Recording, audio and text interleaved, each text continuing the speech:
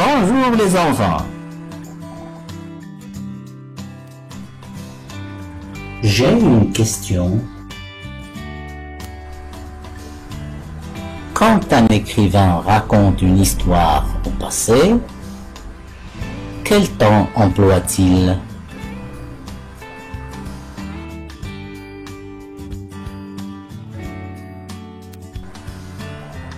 D'accord, c'est moi qui vais répondre. Lorsqu'un écrivain raconte une histoire au passé, il emploie l'imparfait et le passé simple.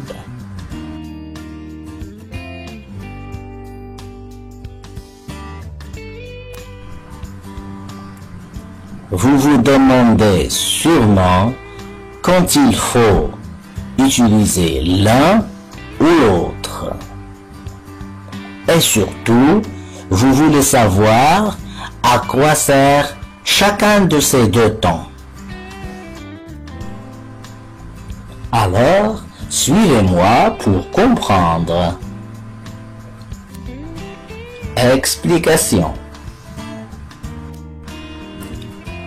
Commençons d'abord par l'imparfait. Ce temps s'utilise pour exprimer des actions duratives, c'est-à-dire des actions inachevées, en cours et qui ne sont pas encore terminées. Exemple, le bébé dormait paisiblement quand la maman cassa le verre. Alors, dans cet énoncé, l'imparfait dormait exprime une action durative, inachevée. L'imparfait sert aussi à exprimer une répétition, une habitude dans le passé. Exemple, tous les jours, il se promenait tout seul.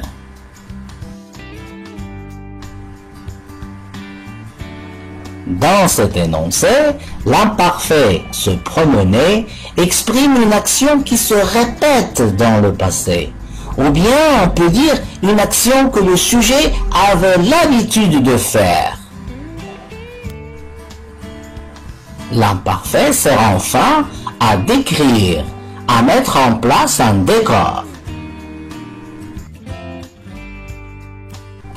Exemple, c'était le matin, il pleuvait, il n'y avait personne dans les rues. Dans cette phrase, les trois verbes était, pleuvait, avait mettent une pause aux événements pour laisser la place à la description. Passons maintenant au passé simple. Contrairement à l'imparfait, le passé simple exprime des actions brèves, délimitées dans le temps.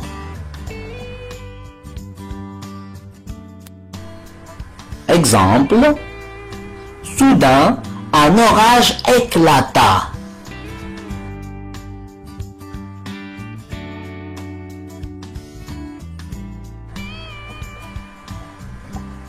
Dans cet énoncé, le passé simple éclata exprime une action brève, non durative. Au contraire, elle est ponctuelle.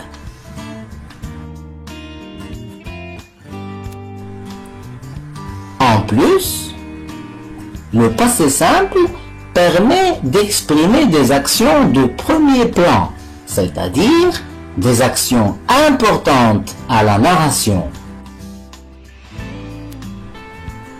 Exemple, Jean et Marie firent leurs études à la même école, ils se marièrent et eurent 2 enfants. Récapitulons.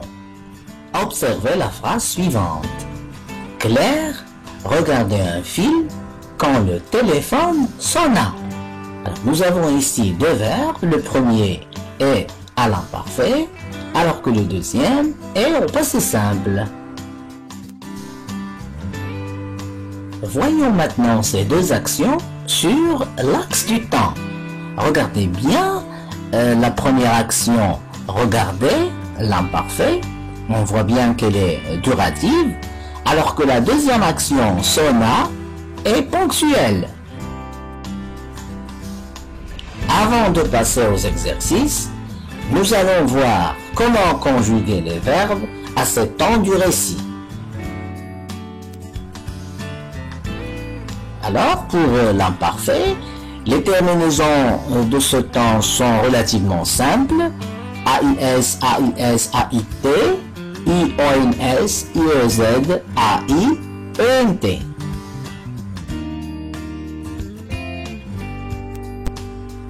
En ce qui concerne le passé simple, les terminaisons sont un peu plus compliquées.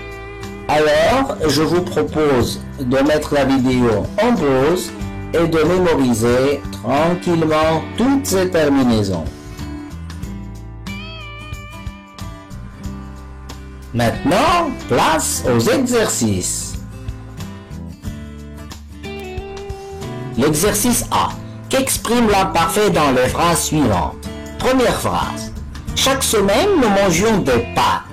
Alors, mangions exprime ici une répétition, une description ou une action durative. Voyons la bonne réponse. Dans cette phrase, l'imparfait exprime une répétition. La deuxième phrase. La maison de mon oncle donnait sur la mer. L'imparfait donnait exprime une répétition, une description ou une action durative. Voyons la bonne réponse. Dans cette phrase, l'imparfait exprime une description. Exercice B. Choisissez entre l'imparfait et le passé simple. Première phrase. Papa lisait un journal quand quelqu'un, le verbe frapper, à la porte. Nous avons deux choix, frapper et frappa. La bonne réponse est papa lisait un journal quand quelqu'un frappa à la porte. Passé simple.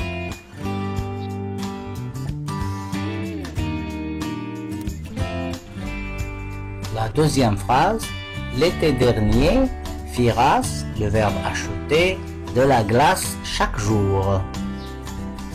Nous avons deux choix, comme toujours, acheter, acheta.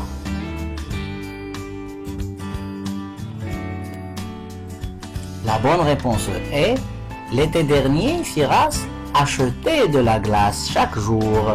L'imparfait.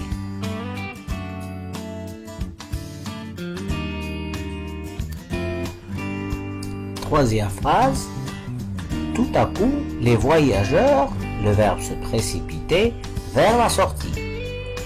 Nous avons ici deux choix, se précipiter, se précipitèrent. Voyons la bonne réponse. Tout à coup, les voyageurs se précipitèrent vers la sortie. Passé simple. Voilà, c'est fini pour aujourd'hui. À très bientôt.